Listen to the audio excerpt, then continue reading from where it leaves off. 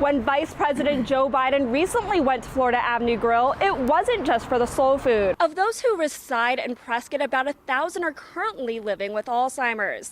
When a female consumes 4 or a male drinks 5 alcoholic beverages, it's considered binge drinking. Although Cobb may have knowledge that will help current leaders tackle the issue of water, he knows that it's future lawmakers that will find the solutions. Phoenix Mayor Greg Stanton unveiled a plan to make his city a national leader in preventing domestic violence. How important is it that first responders work with Alzheimer-related incidents? A key difference between a regular ice rink and a curling ice rink is that the ice is actually colder and harder, which makes it easier for a rock to glide. Right now, Doug Ducey is currently leading at 54% for governor. The number of foster kids may have been increasing, but the number of foster parents has not. The Desert Southwest chapter of the Alzheimer's Association and the Prescott Police collaborated on one main thing: a registry. But in order to raise the minimum wage for all workers, he'll need Congress behind him. Live in Washington, live from Prescott, Mackenzie Scott, Cronkite News. Same-sex couples were rushing to marry after it was announced that Arizona became the 31st state to legalize same-sex marriage. Do you know what number you were of people who got married today? We were actually number 1. You were number? Yeah, we got married first. Friday morning, Attorney General Tom Horne announced that he would not appeal the court ruling allowing same-sex couples to marry. Couples like Kevin Patterson and David Lawrence, who are already parents to their 2 adopted daughters. They married immediately. Yay, everybody! College sweethearts Karen Bailey and Nella Majors have waited decades for this day. Never would we have believed this could have happened 57 years ago, because there was a time that you didn't talk about it even. But it's a wonderful day today. The day of first didn't end with just same-sex couples getting married.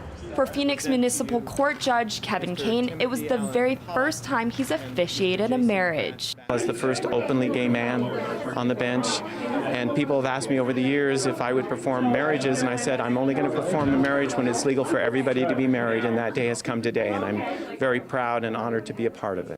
And for Patterson, being married means that his daughters will never be taken away from his husband. In Arizona, we can only have one adoptive parent, and so in the event that something were to happen to me as their adoptive parent, there is a chance that they would go back into the system.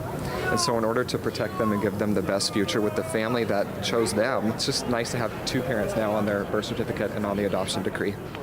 The wait for history may have been grueling, but the results were nothing but pure joy. Kevin and David waited years for this historical day, and how they decided to celebrate their first day as a married couple was take their daughters to McDonald's for a Happy Meal. Live in Phoenix, Mackenzie Scott, Cronkite News. Reporter Mackenzie Scott tells us the implications that these numbers are having on the state. Mackenzie? Thanks, Jamie. The number of foster kids may have been increasing, but the number of foster parents has not, which has resulted in foster kids sleeping in state offices instead of bedrooms.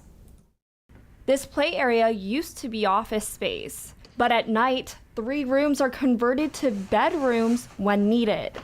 This is the Arizona Department of Child Safety's temporary solution to the overflow of foster children that need housing. Any kid that is pulled after hours that we do not find a placement for would come here at 6 Monday through Friday or on the weekends. So we've had as many as 16.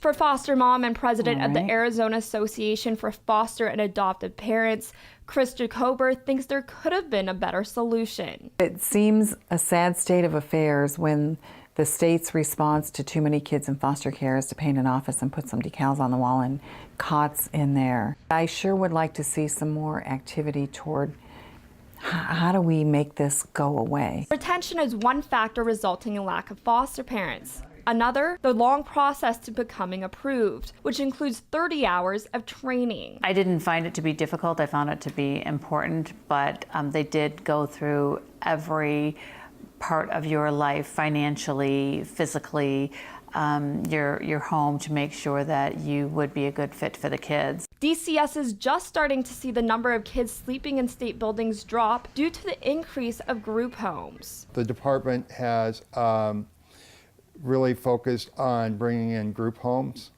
So we're seeing group homes actually increase, and we're seeing them increase more and more daily. That could be the answer that helps get a child from a cot to a bed. While most states have seen a decrease in foster kids, Arizona has the second highest number coming into the system in the nation. Live from the Media Center, Mackenzie Scott, Cronkite News. Don't let freedom. It may have been snowing outside, but that didn't stop people from being fired up today, as the Supreme Court considered whether businesses have to provide all types of contraceptive coverage to their workers, even if that goes against their employer's religious beliefs. Among the hundreds of protesters that showed up was Greg Scott, a spokesman for the Arizona-based Alliance Defending Freedom, which represented one of the family-owned businesses arguing before the court today. Government shouldn't be able to have the power to come in and tell families that they must fund other people's abortion-inducing drugs. But under the Affordable Care Act, businesses could be called on to do just that, including contraceptives and employees' health coverage such as emergency birth control. Bosses belong in the boardroom, not the bedroom. Amarie Benitez of the National Latina Institute for Reproductive Health believes that the law is right, that the decision on contraceptive coverage should not be left up to the businesses. I truly believe the decisions in regards to birth control should stay within the woman, her family, and her faith, and not the boss.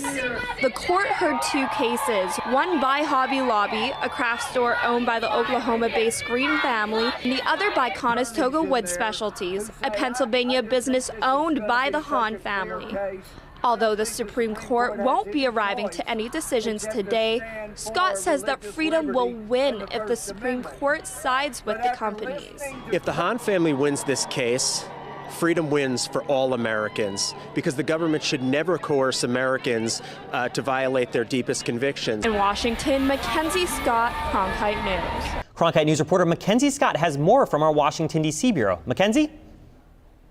It was an emotional day at the Capitol, where one group looked back to honor the dead, while lawmakers looked forward to possible solutions. Each American flag represents a life. 1,892 flags were planted on the National Mall to represent the number of veterans that committed suicide just 86 days into the new year. Army veteran and Tucson native Jim Reed, who served with Arizona icon Pat Tillman, is now part of an organization that advocates for veteran suicide prevention, says that more needs to be done to prevent veteran suicides. We really have to take this on head on. We cannot, passively think it's going to fix itself. In the Capitol, meanwhile, Congresswoman Kyrsten Sinema joins other lawmakers taking that issue head on. A tearful Sinema read the suicide note of Iraqi war veteran Daniel Summers. Not only am I better off dead, but the world is better off without me in it. Sinema says the number of suicides amongst veterans are unacceptable. We need a lot more action. 22 a day is unacceptable. 1 a day is unacceptable, but 22 is absolutely uncalled for. Which is why she introduced H.R. 3387, the Classified Veterans Access to Care Act. The bill allows the Department of Veteran Affairs to give the appropriate mental health care to those with classified knowledge. Reed, who found out today that a Navy SEAL he used to work with committed suicide, says that although he got the support he needed, many do not. My transition has been difficult, and I've done it with a lot of resources and degrees and certainly coping mechanisms and a supportive family. There's a lot of young people that get out of the military without that type of support, and their transitions are much more difficult than mine. I'm just saying. Sinema's bill was one of 9 heard by the House Veterans Affairs Committee today, and if passed, will be one of over 900 military prevention programs. But according to Reed, not all of them are working. Live in Washington, Mackenzie Scott, Cronkite News.